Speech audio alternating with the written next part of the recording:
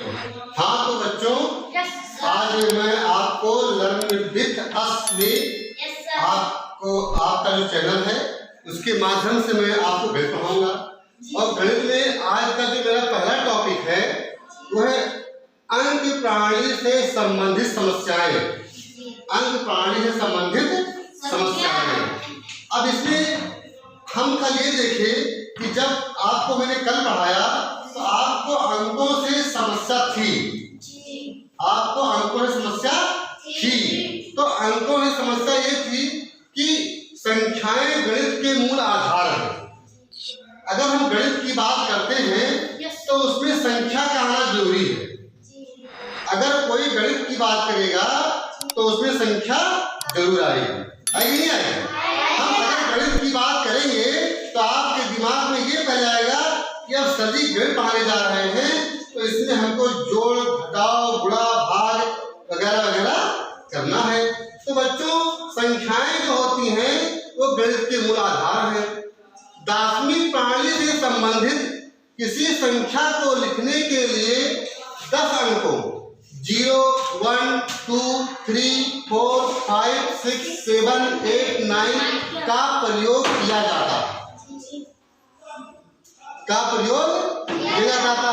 करते नहीं करते हैं।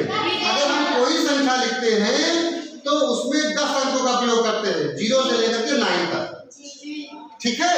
और उसके आगे संख्याओं को 3 भागों में बांटा गया है। नंबर 1 वास्तविक संख्याएं, काल्पनिक संख्याएं नंबर 2 और नंबर 3 सम संख्याएं।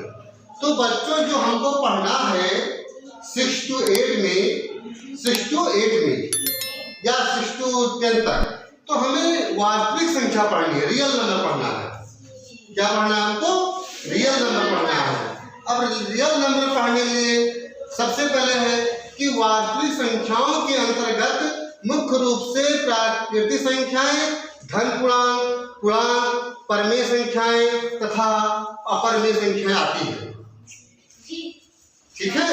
हम जब वास्तविक संख्या की बात करेंगे तो उसमें धन पूर्णांक आएगा, परमेय संख्या आएगी और अपरमेय संख्या आएगी। हमें यहाँ वास्तविक संख्या के बारे में पढ़ना है, हमें काल्पनिक और समिश्र के बारे में नहीं पढ़ना है। हमें इसके बारे में नहीं पढ़ना और हमें इसके बारे में नहीं पढ़ना है, हमें पढ़ना इसके बारे में है। ठीक। तो बच्चों, वास्तविक संख्याओं के अंतर्गत मुख्य रूप से प्राकृतिक संख्याएं, धन पूर्णांक, परमेय संख्याएं तथा अपरमेय संख्याएं आती हैं। अब देखिए संख्याएं 1 to 3 1 to 3 1 2 3 जो वस्तुओं को गिनने के काम आती है।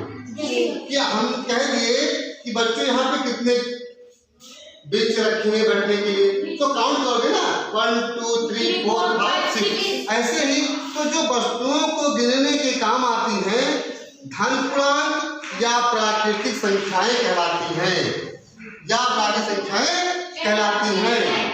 शून्य धन पूर्णांक या प्राकृतिक संख्या नहीं है। शून्य जो हमारा है वो धन पूर्णांक या प्राकृतिक संख्या नहीं है।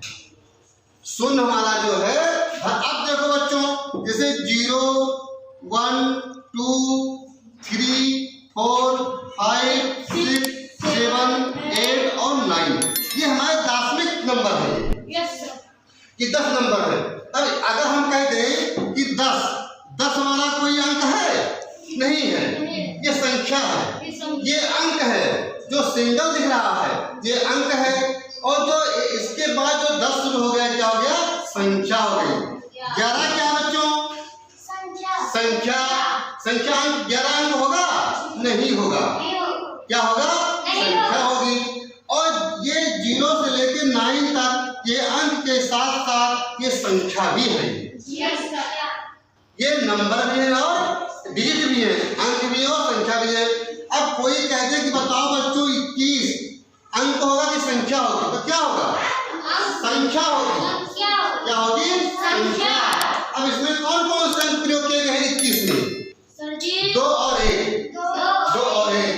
तो बच्चों, आप लोग आज बस इतना ही टॉपिक आप उतार लीजिए और इसको समझ लीजिए। हम अगला जो है आपके अगला चैप्टर, अगला वीडियो लेके आएंगे, और आप लोग हमारे चैनल को सब्सक्राइब करते रहिए और फॉलो करते रहिए। बहुत बहुत धन्यवाद।